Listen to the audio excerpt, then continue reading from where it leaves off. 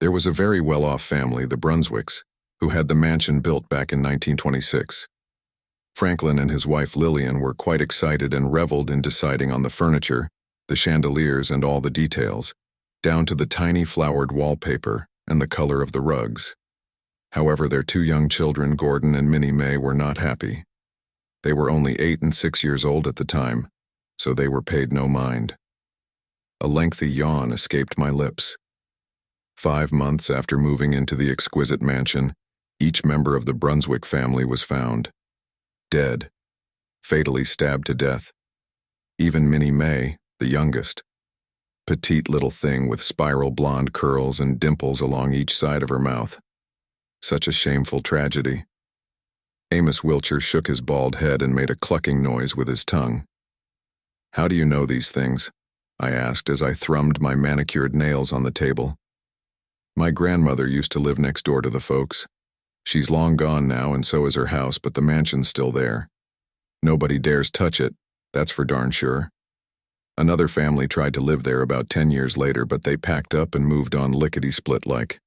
The city was going to tear it down due to disrepair. It's a big eyesore. But 2 workmen were killed and 1 hurt real bad. It's just sitting and rotting." "So you believe the workers met their demise due to some sort of entity or entities within the home?" "Not just me, practically everyone in this town and beyond too." "Well, Mr. Wiltshire, I've never heard of the Brunswick mansion, but I'll be sure to tell my producers about it. Perhaps we'll add it to our list one day." I stood once again and whisked myself out the doorway. As I entered my car, I immediately typed 15269 Surrey Lane into my GPS system. I was curious. Elle was sure the story was a bunch of bunk, an old wives' tale. But I had been on a trek to prove supernatural existence since I was a small child. What if Elle passed this up and it turned out to be true? "Turn left, turn right, travel 3.2 miles, turn right. Your destination is on the left."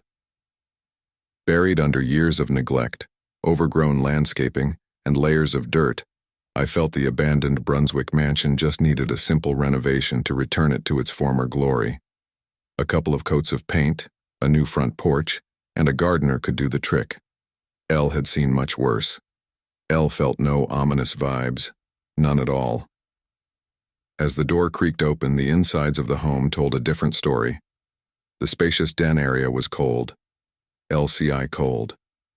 I placed my equipment onto the warped hardwood flooring and looked around. Cobwebs hung in tattered sheets. Faded curtains of indeterminate color blew in a non-existent wind, and one side of the ornate stairway banister lay in splintered pieces on the carpeted steps.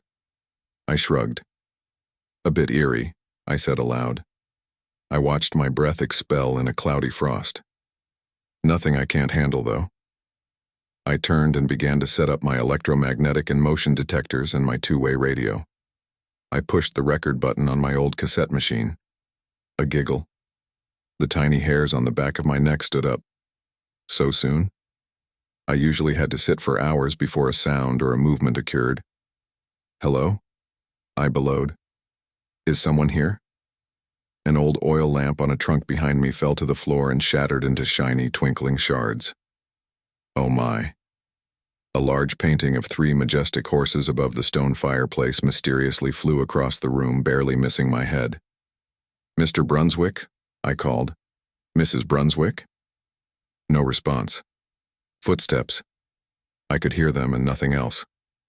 I watched, my stomach in knots, as a child's pair of bare footprints waltzed across the expansive room. I closed my eyes and held my breath. Lord, Elle wished Nathaniel and the rest of the crew was here, I thought. Why had I come here alone? Another giggle. More high-pitched. More unbearable. The night of fear. I sat in the corner of the bar, sipping at my white wine and soaking in the rural atmosphere. It was nice to sit and relax. Work had been crazy as of late. The duties of a paranormal investigator seemed almost never-ending. "Hey, I know you." An old man with a long, scraggly beard and red suspenders pointed at me from across the room. "Ain't you that Hadley Trivet from Ghosting?" He slithered from his stool and began limping toward me. "Yes, sir," I winced. I am. We just wrapped up our latest episode.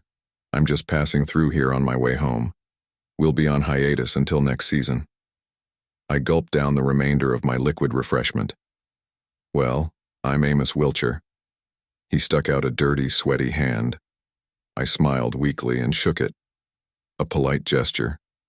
I tried to hide the disgust in my eyes and face. He pulled a chair away from my table and plopped himself down without invitation. So, what was you working on? I'm afraid I can't divulge that information, Mr. Wilcher. I am not allowed. I pushed my wooden chair backward, causing a horrific screech. You don't have to leave now, do you? I was going to give you an idea for a show, a place to film. Our producers come up with the itinerary and schedule, sir. Please feel free to contact the station. I slung my purse over my shoulder, ready to get back on the road. Wait. Amos Wilcher stood, towering over me. It's not far from here. His thick fingers clamped down around my wrist. There's an abandoned mansion right outside town. The address is 15269 Surrey Lane. It's the old Brunswick place. Please, Hadley. He tightened his grip. You won't regret it. I've seen it myself. The room somehow seemed smaller, more smoke-filled. I sighed. Okay, tell me about it. So many people had so many stories. I supposed I could placate another fantasy. We both sat at the table once again. I'm sorry, Elle can't. Gordon? Minnie May? Elle, is that you? The scream told of the pain within, the agony, the confusion. It was the most raw communication, one soul reaching out to another for help. Minnie May, help me to understand, I said to the mostly dark room. Tell me who murdered you and your family.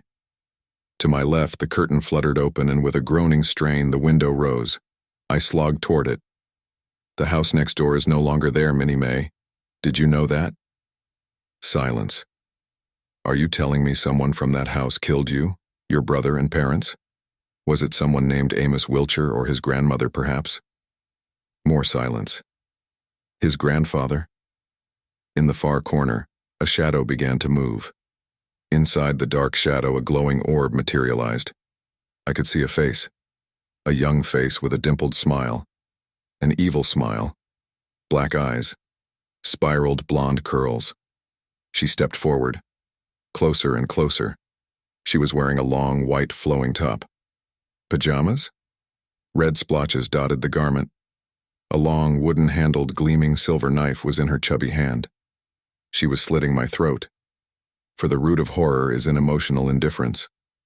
Minnie May's parents showed each of their children an emotional indifference. Where you find such, Elle thought with my last breath, you will find disastrous evil. And Amos Wilcher glared through the open window with rheumy eyes.